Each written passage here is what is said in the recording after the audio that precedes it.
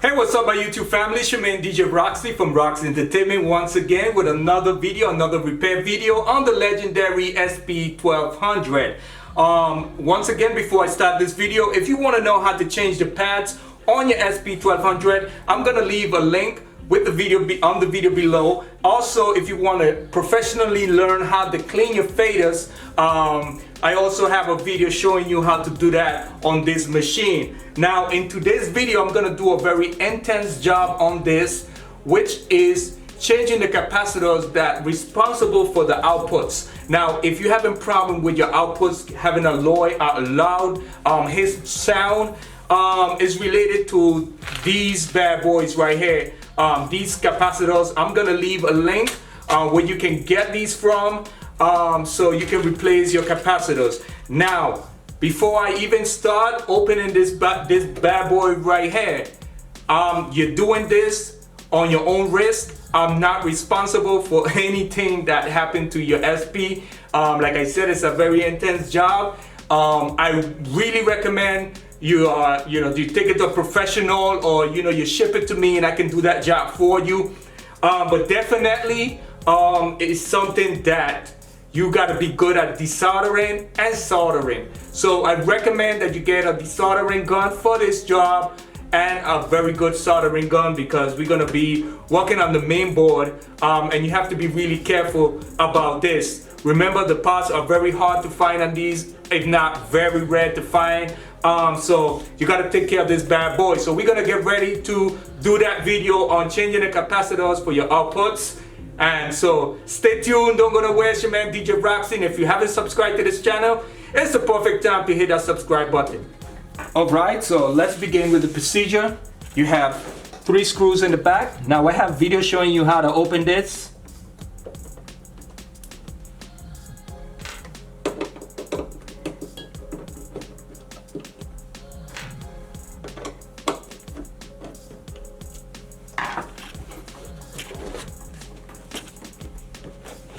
And then you have 5 screws to the bottom.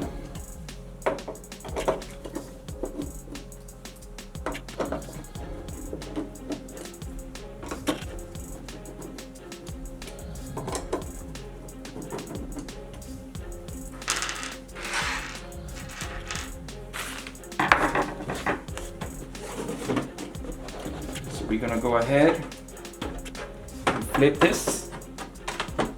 Once you flip this, you're gonna see 2 clips. Just push the clip back, and we're gonna remove this from right here. Put this on a safe place. Alright, so our procedure is gonna be removing this motherboard in order to get to these capacitors. So we're gonna remove these nuts and washers.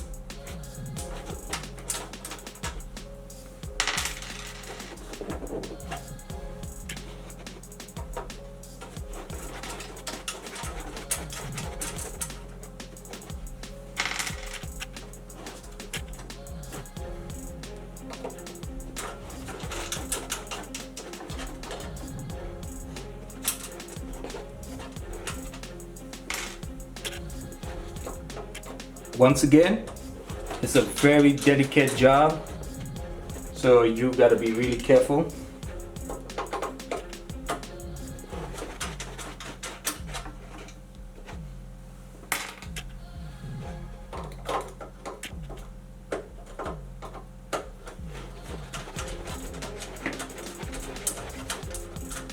Be careful taking these off with your pliers, so you don't scratch the surface.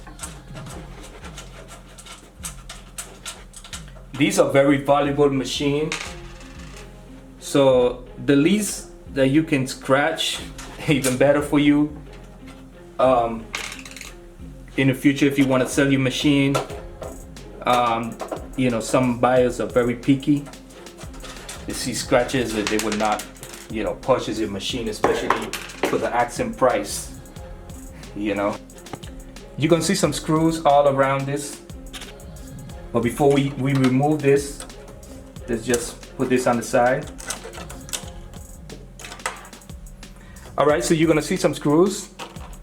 You see 1, 2, 3, 4, 5, 6, 7, 8 screws, 9, one right in the back of that. So we're gonna remove that. We're gonna remove those screws.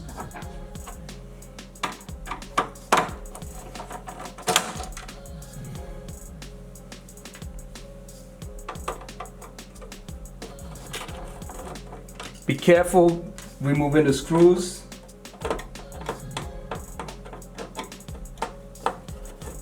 We're gonna get a smaller screwdriver for this.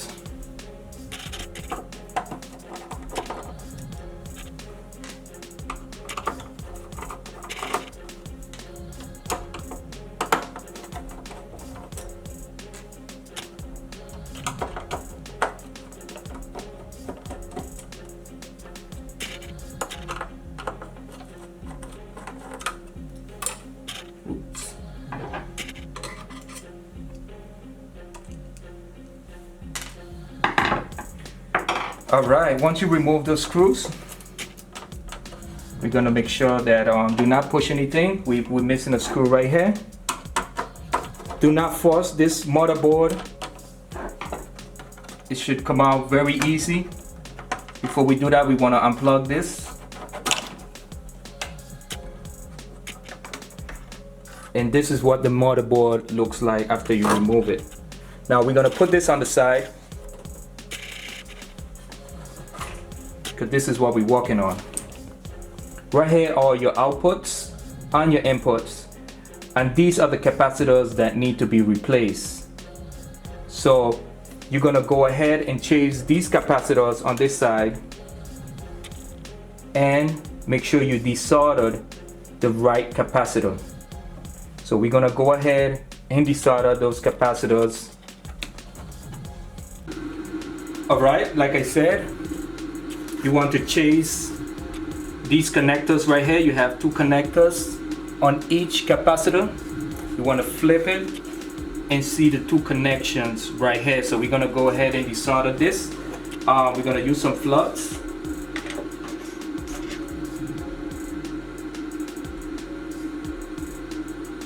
And put some flux on that.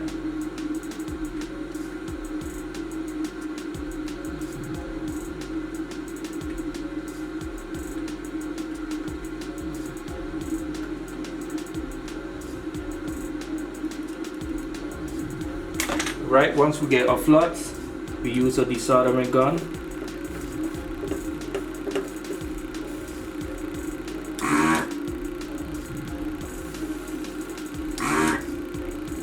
Easy as that.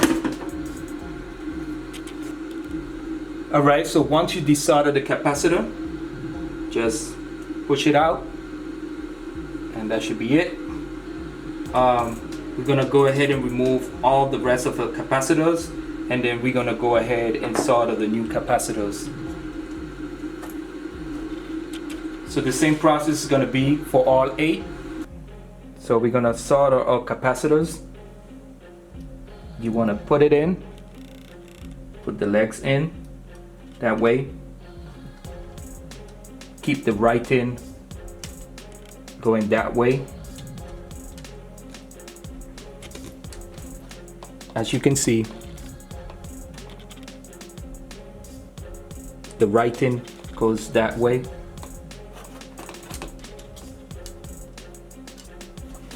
We're gonna flip it, put in one finger here. Once you have it in place, we can go ahead and start a solder.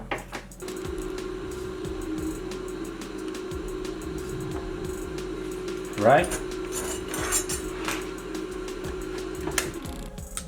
Next you want to do is cut off the excess of wires on each capacitor.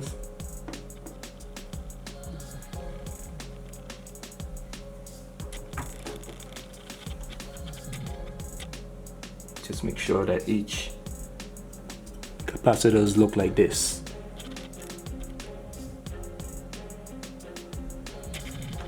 So we're gonna go ahead and do the rest. We're gonna stop the video right here and go ahead and do the rest capacitors. Good luck.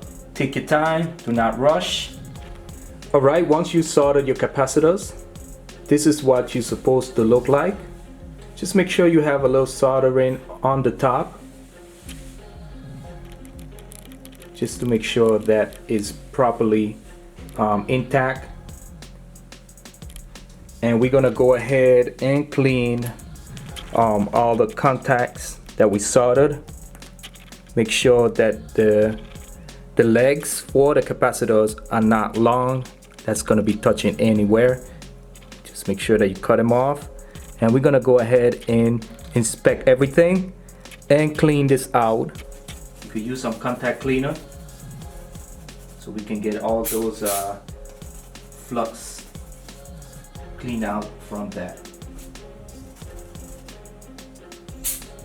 Once we get all the flux clean off from the board, we're gonna go ahead and reassemble the unit back together. So just make sure that these capacitors are intact.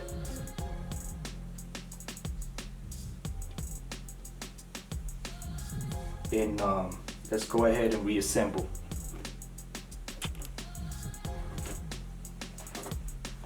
Alright, so we're gonna put this board back inside.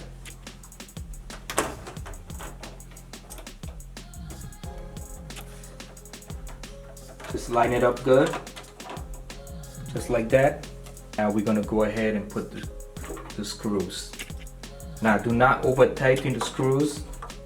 You don't want to break this motherboard.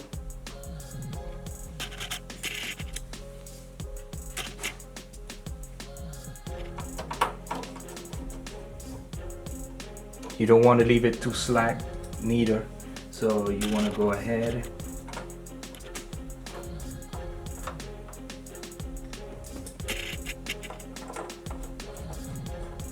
So I start off with putting all the screws on the edge, and then I walk myself into the middle.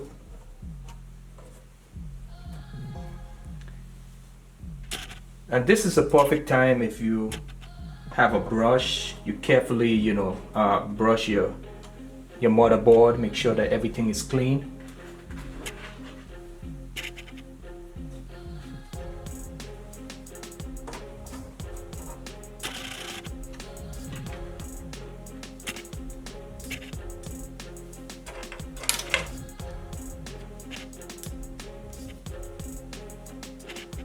I have a screw right there.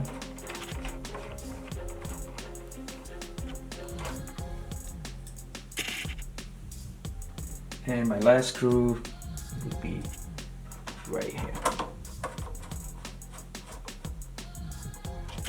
Now just make sure you tuck it in just a bit. Do not over tighten it.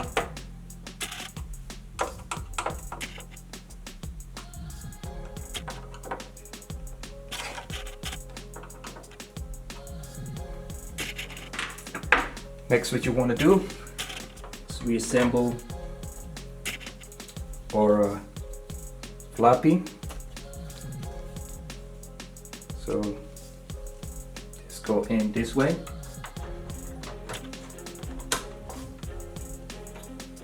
And gently put your fingers underneath, putting this cable in. Do not put too much force on the main board, but make sure that it's in properly. Once we have that, we could go ahead and connect this cable.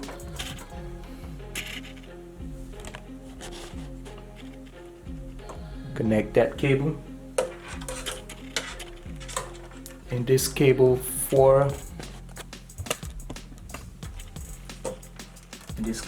just make sure you could pull this just a bit. Get it in there.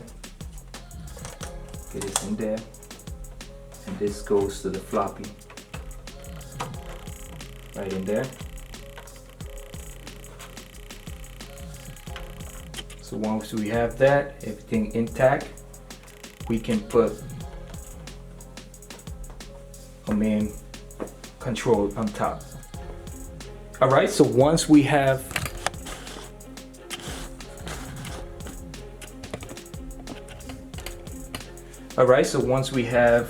the floppy connected, Like I said, be very careful here. Make sure that you connect this back. This power cable for the floppy, make sure that you put it in here. And we're gonna go ahead and reassemble the top piece of this. Now we're gonna put this cable in there. Could only go one way. Do not force it. And then you want to go ahead and plug this in.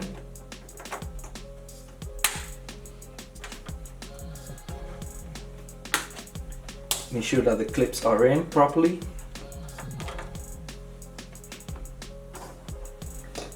And we're gonna go ahead and reassemble everything back. So we want to start by flipping the unit, carefully flipping the unit.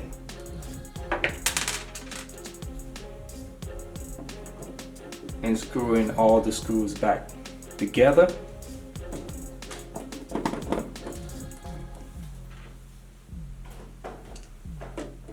Alright, so I'm gonna go ahead and put that.